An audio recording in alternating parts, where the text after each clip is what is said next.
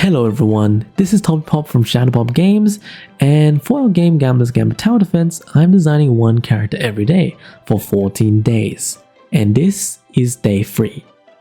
So today's concept is golf clubs, and I made the obvious connection to make the character a professional golfer.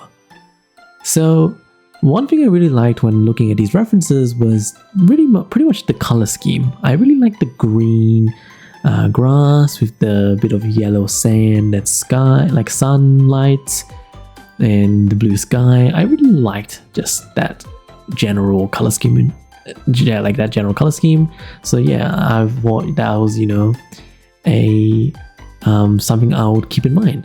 Another thing I also kind of realized is if you look at like these golf stuff. So for example, like the golf ball, it looks very simple, but then if you look closely, it sort of like defies expectations. So the golf ball is like a sphere, but then when you look at it closely, it has a few dimples, right? Same thing with a golf club. It's a straight line, and then suddenly at the end it just does its own thing, right? So that's kind of like what I was also going for when I saw when I was looking at these golf club references. So just keep that in mind throughout this entire video, because I do sort of allude to this in terms of the patterns and everything. So for the pose, I just kind of chose a more one of those poses where the golfer hits the ball, like right after they hit the ball, they do like this very typical pose. And I'm pretty sure this pose came from like somewhere online. I think it was a body chan in sports mode, but it was just a reference, so I just kind of like use that as a reference, because I have no idea how to actually draw these poses, at least for like this specific golf pose. It sounded very, like, me thinking about it, I was like, wait, this is way too difficult. So yeah, I definitely need a reference here. And honestly, most of my poses do use a reference, so it's not like I'm just making these poses randomly.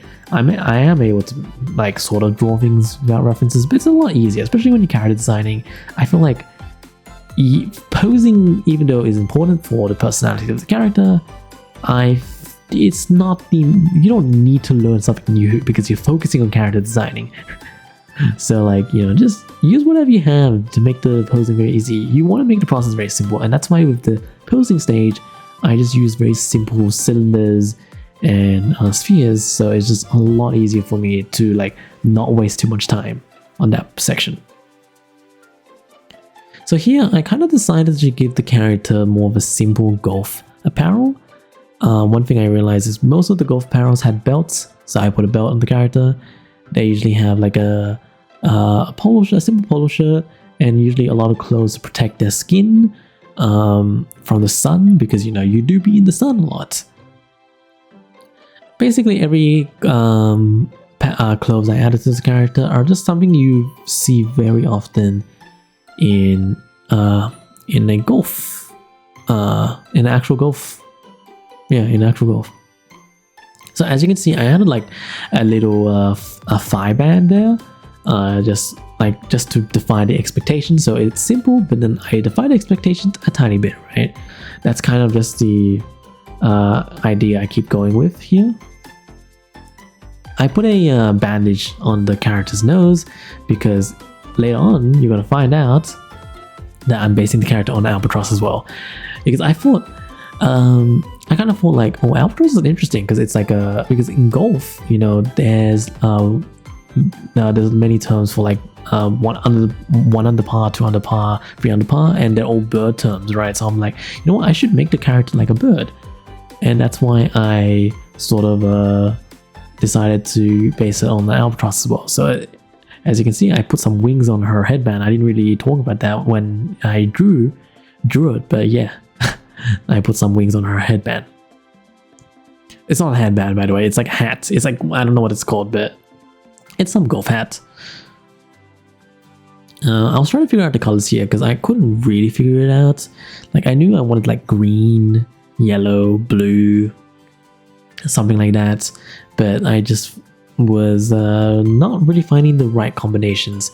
So really, it's just a lot of trial and error, right? Like, sometimes I get lucky, sometimes I don't. And in this case, I was kind of getting really unlucky. But yeah. Yeah, also if you look at the head looks kind of like the bird, because if you look at the ponytail, that looks like a tail. If you look at the brim of the hat, that looks like the head of the bird, right? Like, there's a lot of little intentions I made there. Yeah, so I'm at the point where I was nearly finished. I was like, okay, I think I like these colors, but looking back to it, like when I was actually looking at the color balance, it just did not look great. In this case, like, yeah, I was really I was struggling a lot. Yeah, so I have a blue Golf here. I decided to make it a light blue later on because I'm like, oh, you know, it could represent the sky a bit and again defy expectation, because that's like literally the only blue that exists in this design.